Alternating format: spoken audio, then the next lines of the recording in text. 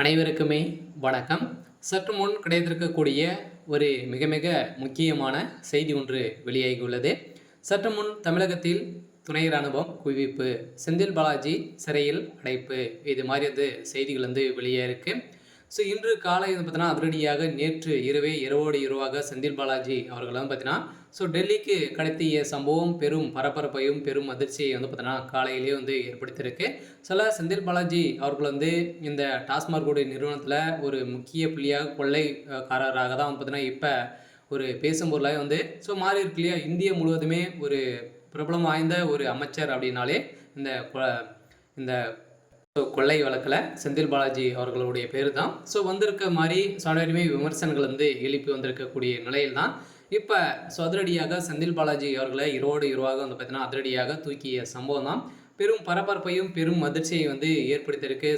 திமுகவில் மீண்டும் மீண்டும் ஒரு நெருக்கடியாக தான் விழுந்திருக்கு. இருந்தாலுமே இந்த டாஸ்மார்க்குடைய நிறுவனத்தில் வருகின்ற 25ஆம் தேதி வரைக்கும் எந்த ஒரு விசாரணையும் நடத்தக்கூடாது அப்படின்ற மாதிரி வழக்கு பதிவு செஞ்சுருந்தாங்க. இந்த வழக்கு பதிவினை எதிர்த்து பார்த்தீங்கன்னா அதிரடியாக இந்த நீதிமன்றம் வழங்கிய தீர்ப்பின் அடிப்படையில் உச்சநீதிமன்றம் அதிரடியாக அமலாக்கத்துறைக்கு ரகசிய தகவல் தெரிவிக்க செந்தில் பாலாஜி அவர்கள் ரகசியமாகவே டெல்லிக்கு தூக்கி இப்போ விசாரணைகள் நடந்த ஒரு நிலை தான் இப்போ இதில் அவர்கள் கொடுத்த உண்மையின் அடிப்படையில் இப்போ முதல்வர் ஸ்டாலின் அவர்களும் சிக்கியிருக்காரு அப்படின்ற மாதிரி தான் ஒரு தகவல் வழியாக இருக்குது. இதை பற்றி இந்த வீடியோவில் நம்ம முழுமையாக பார்க்கலாம். அதுக்கு முன்னாடி நம்ம சேனலுக்கு இப்போ தான் நீங்கள் முதல் முறையாக வந்திருக்கீங்க அப்படின்னா மறக்காமல் நம்மளுடைய சேனலை சப்ஸ்கிரைப் பண்ணி சப்போர்ட் பண்ணுங்கள். வாங்க வீடியோக்குள்ளே போகலாம்.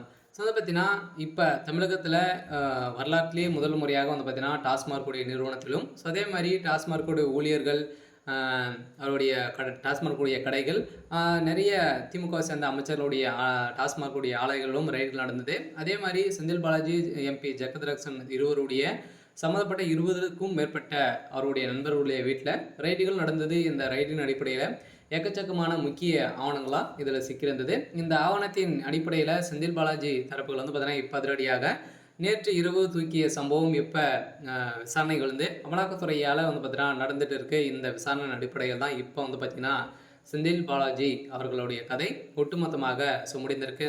முதல்வர் ஸ்டாலின் அவர்களும் சிறைக்கு செல்லத்துக்கான அனைத்து ஏற்பாடுகளுமே நடந்திருக்கு. திமுக ஆட்சி பார்த்திங்கன்னா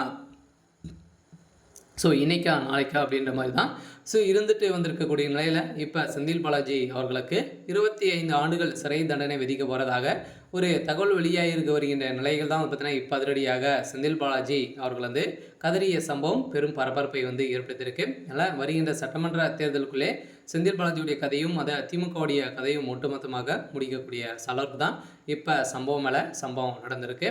சரி, ஓகே. இன்னைக்கான அப்படின்னு பார்த்தீங்கன்னா இதுதான். மறக்காமல் நம்மளுடைய சேனலை சப்ஸ்கிரைப் பண்ணி சப்போர்ட் பண்ணுங்கள். தேங்க்யூ.